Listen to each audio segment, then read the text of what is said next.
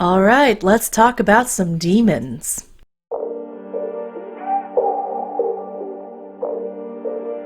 If you are a horror fan like me, then you have probably seen the movies from the Conjuring series, like The Conjuring, The Conjuring 2, The Nun, Annabelle Creation.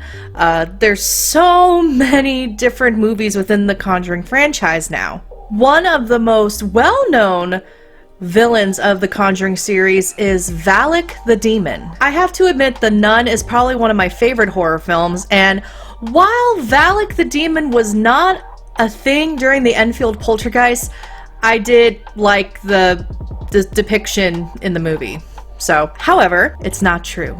Some may argue there may have been demonic activity during the Enfield poltergeist, but even then, it wasn't identified as Valak. So since these movies came out, there's been a lot of talk of Valak the Demon, Valak the Nun, who is the Nun? Who is Valak? Well, I'm here to answer that for you right now. Before we get started, don't forget to hit that subscribe button, like this video, follow me on Facebook, Instagram, YouTube, TikTok. I'm pretty much everywhere. It's not too hard to find me. Okay, let's talk about Valak. While these movies have depicted Valak as a demonic nun, Valak isn't a nun at all. Valak is a little boy with angel wings and rides a two-headed dragon. Yeah, quite the different depiction than what you see in the movies. But don't let this make you think that Valak is like this little weakling, angelic, demonic boy. Don't get me wrong, demonic little boys are terrifying. The Omen? But Valak is actually a pretty high-ranking person in hell. So Valak is like known as like the Grand President of Hell, meaning that he's in charge of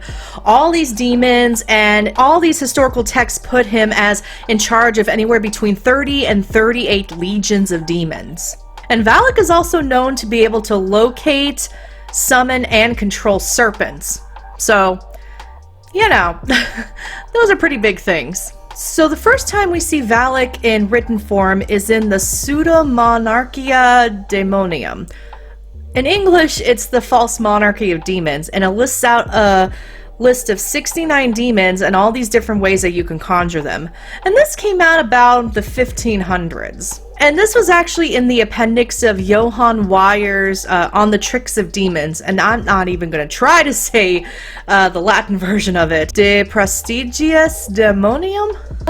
Okay. And then most famously, you can find more information about Valak in the Lesser Key of Solomon, which came out around the mid-1600s, and interestingly enough, it was edited in the early 1900s by none other than Aleister Crowley. And you can actually read the Lesser Key of Solomon online. It's pretty easy. If you check out my blog about Valak as well, I do have a link to that text. So to me, while the nun version of Valak is pretty terrifying, I mean, good lord, it seems like this innocent little boy, innocent person is much more terrifying, especially when they're riding a two-headed dragon and summoning snakes and controlling snakes and in charge of basically an army of demons. I mean, holy cow, this sounds like some sort of huge demonic version of the final battle from Lord of the Rings. Now, if you watch The Nun, you're probably familiar with the Carta Monastery in Romania. This monastery is actually located in Transylvania, Romania. While the abbey itself doesn't look anywhere near of what the abbey looked like in the movie, it's still a real place, and it's actually considered to be haunted, but not by demons. This monastery was built in the 1200s, so really old, but then when the Mongol invasion happened in 1241, it was pretty much destroyed, and so the monastery, the abbey, went through all these renovations throughout its lifetime. But then it became an inactive abbey. Well, inactive abbey, say that 10 times. It stopped running in the 1500s, so which means that the time period that the nun was set in, it wouldn't have been a functioning abbey. Now, the monastery is known as the Haunted Abbey because there have been ghosts spotted there. Specifically, apparitions in white robes. What's really interesting about this is that the monks that lived at the monastery, they wore white robes. They also worked all the time. Apparently they woke up at 3 a.m., they fasted during the day, they all slept in the same room that was full of hay. their life expectancy was only to 40 years old. That's crazy. So the monks are buried on site at the monastery, which, by the way, was built in the shape of a cross. Cool deal. And there are also soldiers from World War I buried there as well, because, hey, world wars in Europe, you were fighting in monasteries and cemeteries, and they also buried you where they found you. Now, you can visit the Karta Monastery today. It is still there. Ironically, it's a Lutheran evangelical church today. So it's there. You can visit it. I highly recommend it. You might see a ghost there, and if you do, let me know. Woo, this video is a little shorter than my previous ones, but that's okay. If you enjoyed this video, be sure to hit that subscribe button, give this video a like.